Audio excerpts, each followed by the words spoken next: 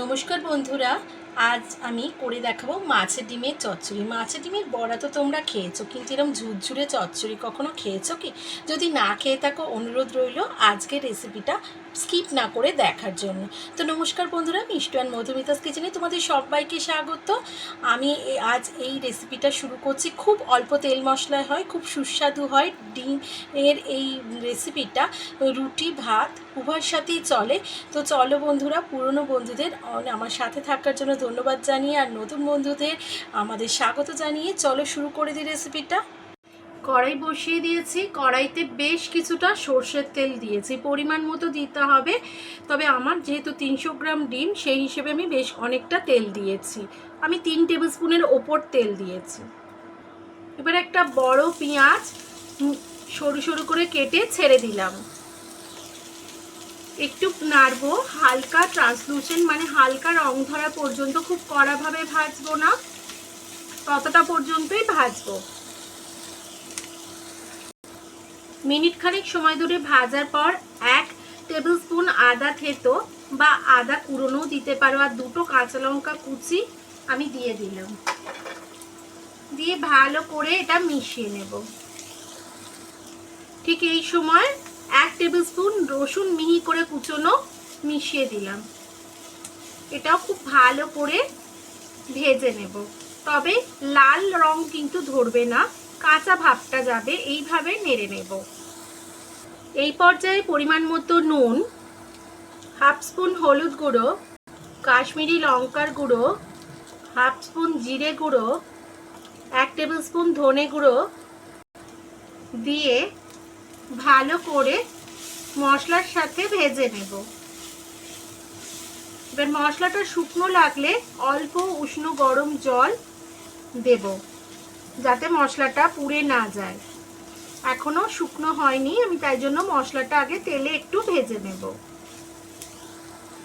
এই পর্যায়ে অল্প জল, 1 টেবিল স্পুন মতো জল আমি দিলাম। দিয়ে ভালো করে মশলার সাথে মিশিয়ে নেব। মশলাটা যাতে পুড়ে না যায় সেই জন্যই দিলাম।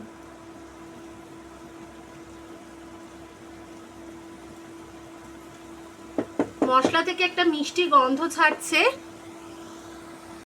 ঠিক এই পর্যায়ে 300 গ্রাম ডিম আমি এইভাবে দিয়ে দেব।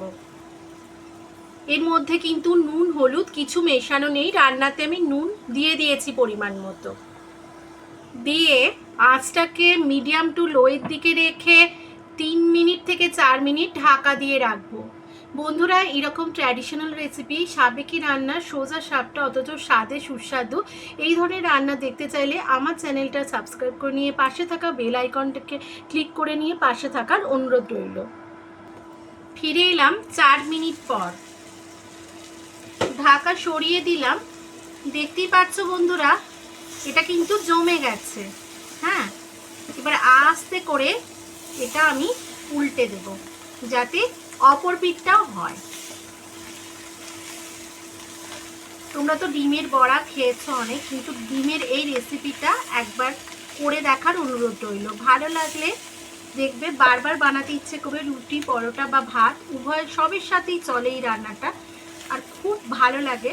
শক্ত হয় না, ডিমের বড়া যেমন শক্ত হয়ে যায় অনেক ক্ষেত্রে, সেরকম হবে না। আর তেলও অনেক কম লাগে এতটা ডিমের ক্ষেত্রে, ডিমের বড়া ভাজার ক্ষেত্রে যতটা লাগতো তার থেকে কম লাগে।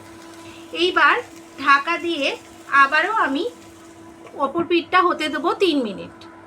উল্টে দেওয়ার পর বন্ধুরা আরও 1 টেবিল স্পুন মতো জল আমি দিয়ে দিলাম, যাতে রান্নাটা পুড়ে না যায়, ঠিক মতো সিদ্ধ হয়। এবার ঢাকা দিয়ে দেব। 3 মিনিট পর ফিরছি। ফিরে এলাম মিনিট 4 পরে।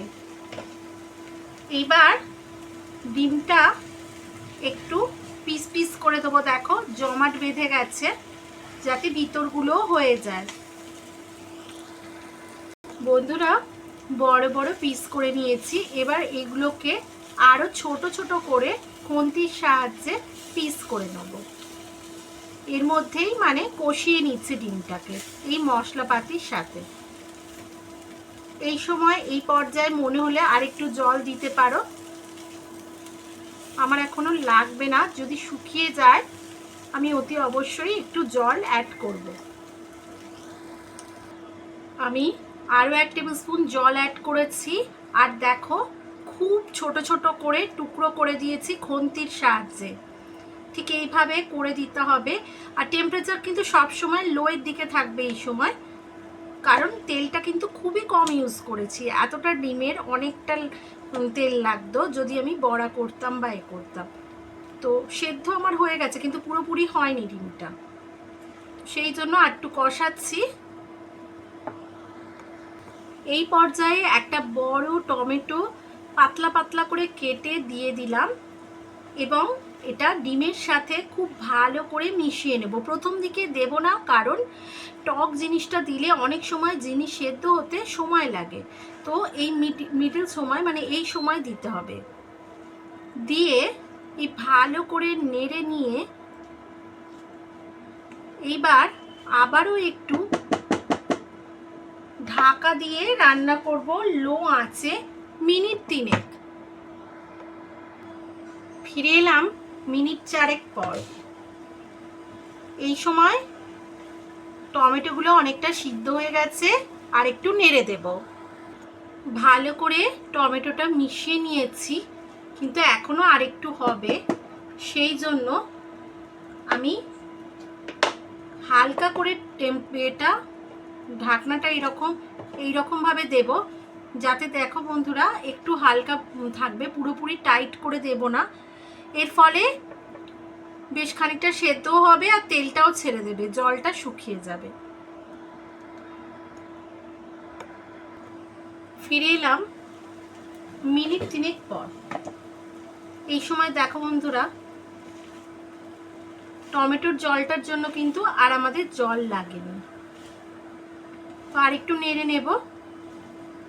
এখনো কিন্তু রান্নাটা কমপ্লিট হয়নি, একটু কষিয়ে রান্নাটা সময় দিতে হয়, তবে টেস্ট হয়। এই রান্নাটা একটু টাইম লাগে। এই সময় একটা বড় পেঁয়াজকে আমি এরকম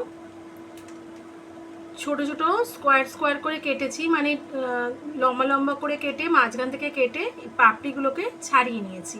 তো এইগুলো দিয়ে দেব। শেষে কাঁচা লঙ্কার গন্ধটা ভাল লাগে বলে আমি আরও 2টো কাঁচা লঙ্কা কুচিয়ে দিয়ে দিলাম। একটা ক্যাপসিকামকেও এরম কিউব করে কুচি করে দিয়ে দিলাম। এই সময় একবার নুনটা চেক করে নেবে। একটু উপর থেকে 2-3 পলা কাঁচা তেল ছড়িয়ে দেব, যাতে একটা সুন্দর ফ্লেভার আসে। এইবার এটা খুব ভালো করে এর সাথে মিশিয়ে নেব। নিয়ে পেঁয়াজের একটা মিষ্টত্ব আছে, তাই আমি মিষ্টি মেশালাম না। আর মাছের ডিমের বড়াতে মিষ্টিটা ঠিক যায় না আমার ক্ষেত্রে, তোমাদের পছন্দ হলে দিতে পারো, তবে আমার মতে যদি জিজ্ঞেস করো না দেওয়াই ভালো। তো এইবার এই ক্যাপসিকাম আর পেঁয়াজটা ক্রাঞ্চি ভাব থাকবে, কিন্তু কাঁচা ভাবটা চলে যাবে। এইভাবে এর সাথে মিশিয়ে নিয়ে আমি ঢাকা চাপা দিয়ে আবারও মিনিট 5 একদম লো টেম্পারেচারে রান্না করব।